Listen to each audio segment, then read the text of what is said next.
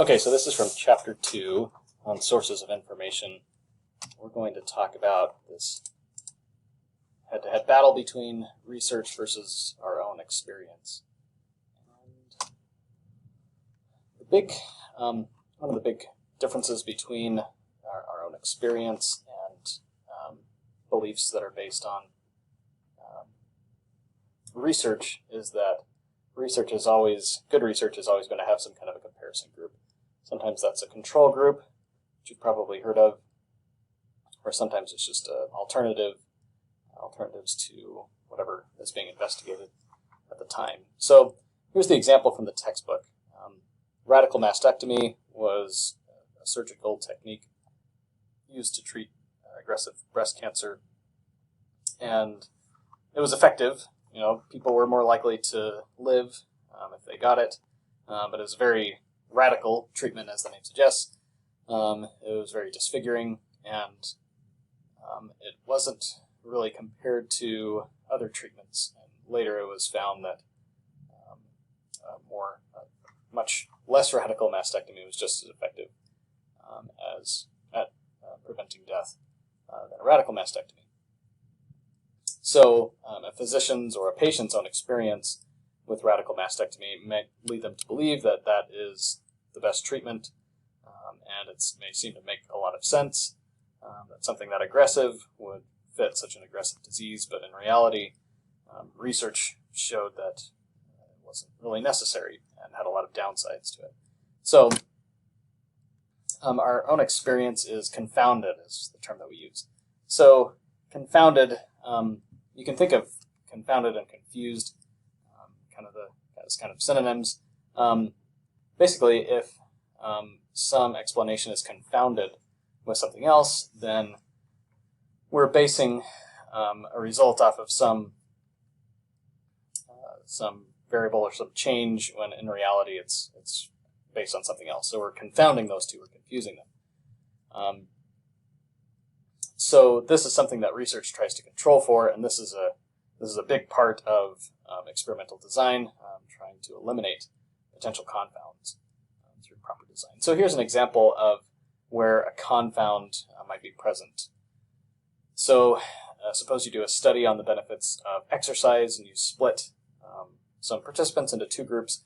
One group goes to an exercise class, a fitness class, with other people, and the other group does nothing. They're just told not to exercise, and so they probably just sit at home.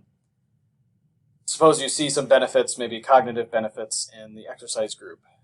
Now you may explain that, or you may believe that that's explained by the exercise, but there's a confound here. You can see that these two conditions are different not only in exercise, but also in social interaction. So the results could be confounded by that additional variable. So well-designed experiments, in this case, you'd probably have some kind of a social interaction group. Maybe you'd also compare that to people doing nothing.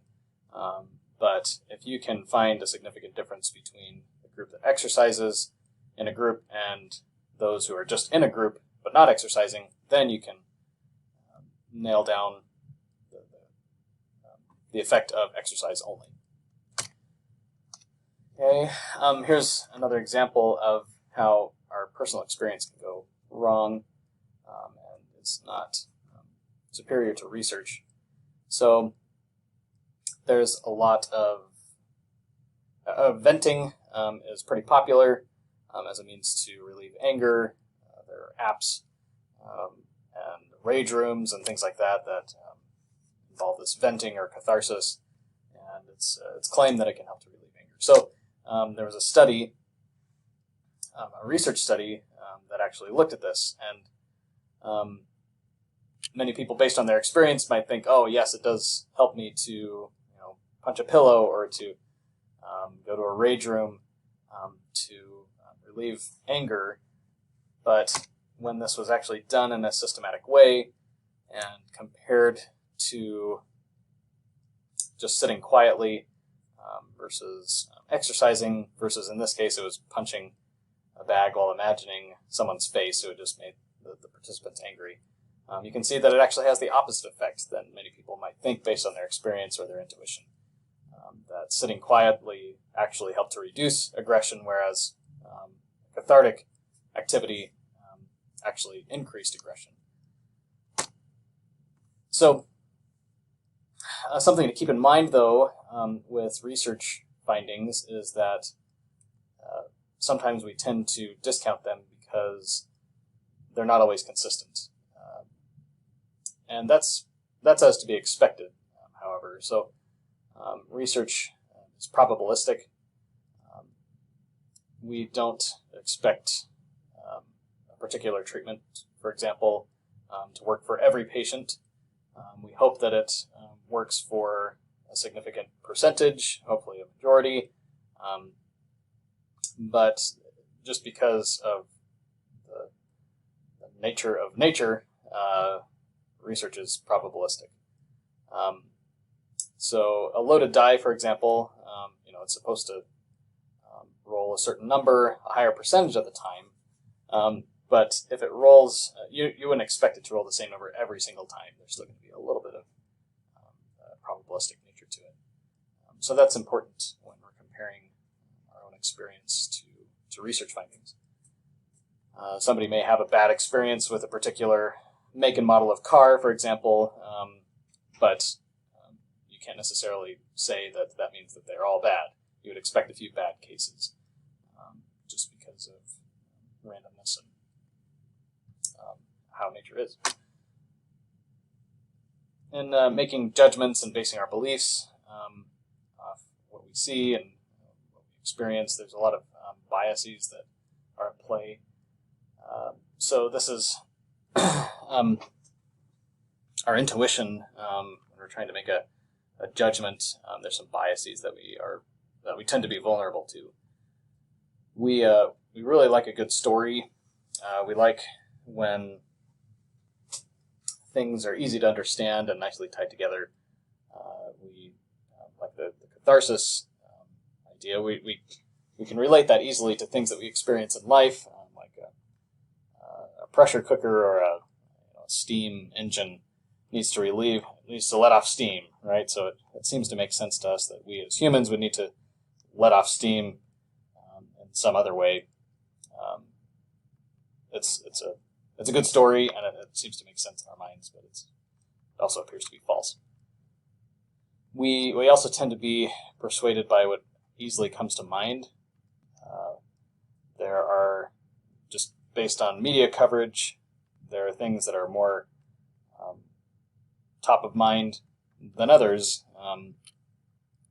whereas they may not necessarily be as prevalent as we think. So here's an example from media coverage versus actual causes of death versus Google searches.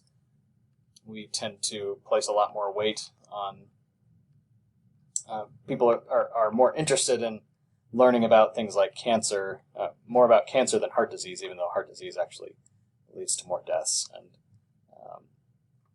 not quite as dramatically, but people tend to search more about terrorism, and the media definitely covers it a whole lot more. That could be a result of that. So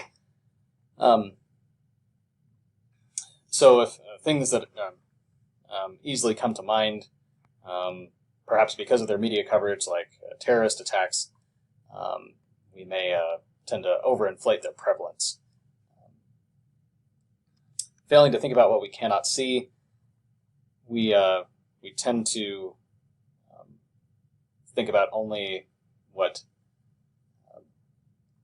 we tend to ignore what we don't see. This acronym here, WYSIATS, is what you see is all there is. That's how it's sometimes referred to. There's evidence out there that we may not see. There may be incidents of a particular thing, like maybe you think about your friend, a friend that you haven't heard from in a long time, and then a few seconds later you receive a text message from them, and you think, oh, wow, I must be a psychic. But you're only focusing on the thought was present and the text was present, whereas you ignore all of the times in which the thought was present but the text message was absent. we tend to focus on the evidence that we like best. If we're rooting for a particular candidate to win an election, we may continue searching the internet until we find a poll that shows that they have a good chance. And yeah, we just like to find evidence of what we already believe, so we can confirm that. One of the toughest ones here is the bias blind spot, and that's where we not only have these biases, but we're biased in our awareness of them. We tend to think that we're not biased. Everybody else is biased except for me. I have my head on straight and I can think clearly, and I'm not going to be swayed by any of this. So the bottom line is that we make mistakes. Our reasoning is imperfect. Our experience often lacks things like comparison groups and has confounds. So it's typically not going to be. It's typically going to be superior to base beliefs and judgments off of research rather than intuition and empirical results. Now, there are authority figures out there that sometimes we can rely on for information. That's the case if they base their claims off of research, but just keep in mind that some base their authority figures base claims off of intuition or experience. There's, of course, ways in which authority figures can be influenced by financial incentives or other biases, if they have stakes in a certain product or whatever. So, yes, you can trust. You can often trust authority, but verify that the claims are based on research. So here's kind of the flow chart that outlines all of these different ways in which we can develop beliefs, things that our beliefs are based on. And here's kind of this is where we're going to focus most of the course, is on empirical articles and review articles. Journal articles. Those journal articles are the primary source of information, research information in psychology. And what makes them the best source of information for learning about research and getting information is that they're rigorously peer-reviewed. So anyone who publishes a peer-reviewed article is going to have their article critiqued at length by other scientists who are also experts in the field to ensure that the study was designed well, minimizing confounds, wasn't biased in the questions that it asks, and that the data was collected in a rigorous manner. So there's lots of sources of information, lots of things that we can base our beliefs on. But this is what rigorously peer-reviewed research articles are what tend to have tend to be the strongest. Now, learning about all these biases and ways in which our judgments are flawed can make you a bit too cynical. If you go too far with it, of course, you don't want to be too gullible. So this is just kind of a final note to make sure you verify and try to contextualize information that you come across. Does the source appear to be neutral? Do there appear to be biases? And what is this information actually based on? And even primary research articles, peer-reviewed articles, they're not immune from critiques either. We need to be responsible for thinking critically about those as well, and that's what we need to. That's what we'll go over at length in this class. How to read even peer-reviewed research articles with